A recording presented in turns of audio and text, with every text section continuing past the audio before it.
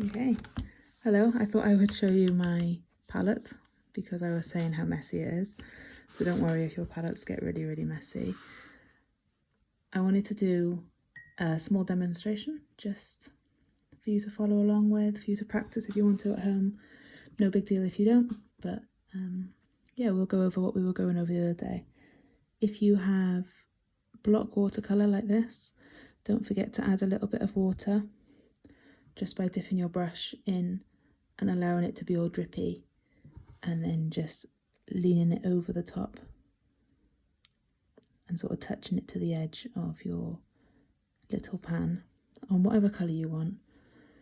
That was quinacridone magenta here. This is cerulean blue. I'm just going to add a little bit of water there. They just need waking up a little bit. Give it a couple of seconds just to be ready to paint. I'll move this out of the way. If anybody was curious, this is the brush that I use. And if I was speaking to some of you the other day, I only use one brush for 99% of my painting. As you can see, it's sort of wet, but not dripping. And look how much space I get on just one press on the page. My brush. And that covers a lot of space. And then you can keep moving it around.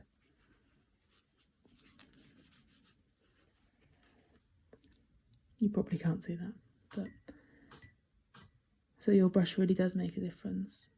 But saying that, you really don't need an expensive brush to get going and to get started. Anyway, I think our paint is ready.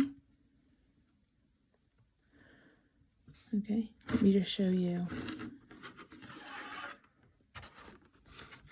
So I'm just dipping my brush in the paint just to wake it up a bit and scraping it on the side of the little block. I don't want loads of paint on my brush, just some. There's paint on here.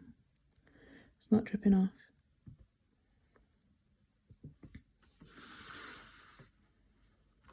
And then what I'm going to do, I'm going to go over here. And we're going to do our little dot. And from that little dot, we're going to do a really thin cross. And then we're going to make it into a snowflake. This is just references. And now I've got a lot of paint on my brush. So I can continue doing what I'm doing with this amount of paint on my brush. See how much is coming off it? In the same technique, where I put my brush in the middle and I push one V and just pull off. And put my brush in the middle, push the second V and pull off. And then from there, I'm just going to draw with the tip of my brush my shape, and I can fill that in using the whole length of my brush until it's mostly filled. All the way filled is fine, mostly filled is also fine. That's a lot of paint and that's a lot of colour. So I'm going to wash my brush. So I've just wet my brush, given it a swirl and scraped it off on the side. There's still paint on here, but a lot less paint this time. So I'm going to go back into my painting because there's a lot of paint on here, so I don't have to worry about picking up more paint. And I'm going to go back into the middle and I'm going to start that one V on the one side. And I'm going to start that one V on the other side. And then I'm going to draw where the rest of my petal would be. And I'm going to fill it in the side of my brush. Now, even though there was hardly any paint on there, you can still see it. And see how it makes a difference. Where the paint sort of lies, you can see a lot more colour variation than we can over here. Okay, I'm going to do one more. But there's not a lot of paint on my brush, even though there's some. I want a little bit more paint. So I'm going to dip it just a little bit into my paint. And my brush is already wet, so I'm not going to worry about wetting it again. And I'm going to do the same thing into the middle putting some pressure onto the one side of the V and pulling up just the length of the brush into the middle, putting some pressure on the second side of my V and pulling up just the length of my brush. And then I'm going to use the tip of my brush to draw whatever petal shape I want. And then I'm going to use the whole length of my brush to start filling it in.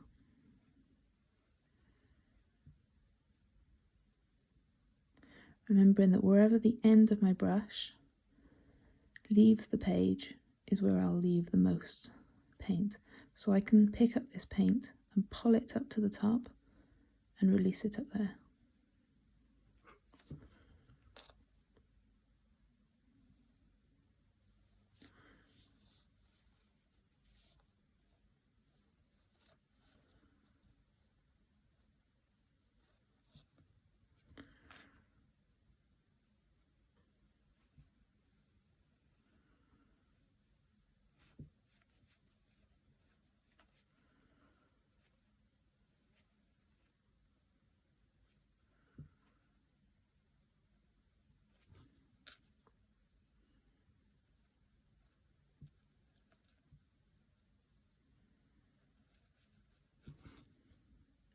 Adding a bit of water, because as you can see here, my brush is drying out. Add in a bit of water, no extra paint. I don't need any extra paint.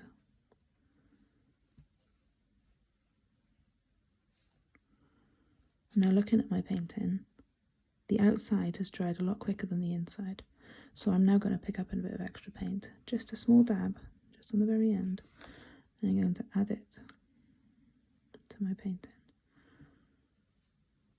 Especially around those edges, just to blur in the colour. And there is one flower. I'll do another one by here for you. So I'm going to wash my brush. I'm going to go all the way in. I'm touching my brush to the bottom. I'm stroking it on the side to get rid of all that excess water. We don't want that excess water.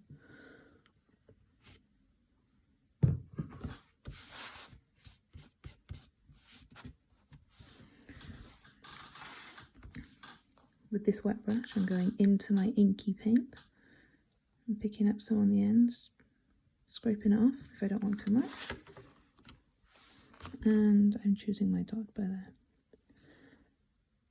Creating a guideline X, and then I'm concerned I've got too much paint on here, so I'm just going to touch the top of my brush to the water and scrape it off on the edges.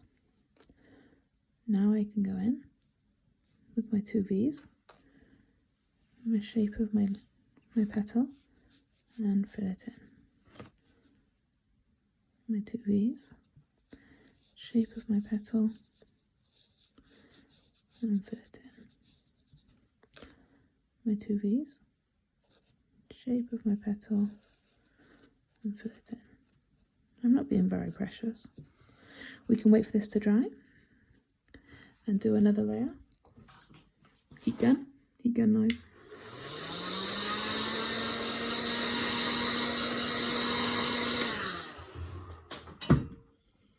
And we can go in with a second layer. I'd like a little bit more paint, so I'm just going to dip the end of my brush into the paint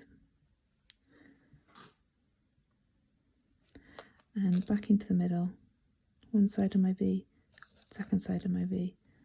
And I'm going to pull that petal out and fill it in. One side of my V, second side of my V, pull that petal out and fill it in. Equally, one side of my V, second side of my V, pull that petal out and fill it in.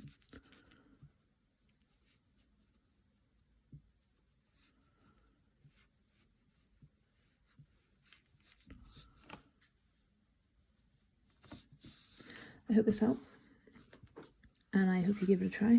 If you want any advice, if you're stuck, feel free to message me and ask, or you can just wait until Wednesday. We'll be going over it again.